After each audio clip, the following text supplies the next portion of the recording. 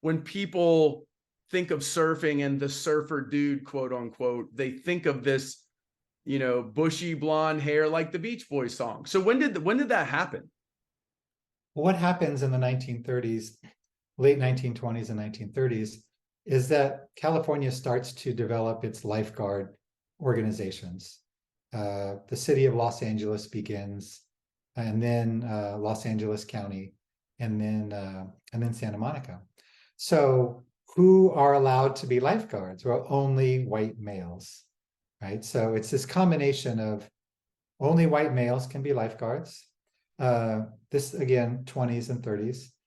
And then only white males are allowed to be in the surf club. So if you're a member of the Palos Verdes Surfing Club, there were no women in that club. If you were a woman and you wanted to surf, you had to form your own clubs. And some women did form surf clubs. There were at least two that I knew of in the 1930s, or that I know of in the 1930s. So it was very white, it was very male. There were no women in the surf clubs or in the lifeguard organizations. There were no people of color in the surf clubs or the lifeguard organizations. There's one exception. The first African-American lifeguard was John Tabor during the war in 1942. But other than that, the first African-American lifeguard isn't hired until the 1960s in LA County. And the first female lifeguard not until the early 70s. So what happens, Tom Blake's hollow paddle boards become institutionalized as life-saving equipment. So the lifeguards are trained on those paddle boards that they also use as surfboards. So that combination of surfing and lifeguarding that Freeth began continues in the 1930s, but it's really only young white males who are really trained on those craft.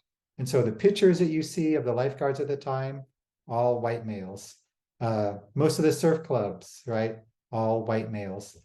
So that's really where it happens. And then because people of color and women are not allowed to be lifeguards, they're not trained on the paddleboards and the surfboards.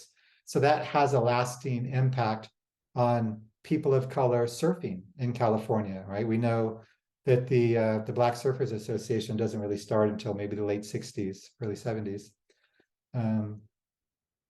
So there's definitely a negative long-term impact by the decisions that were made in the 1920s and 1930s about who were allowed to be lifeguards and who were allowed to enjoy this this coastal space that was opening up for white Californians.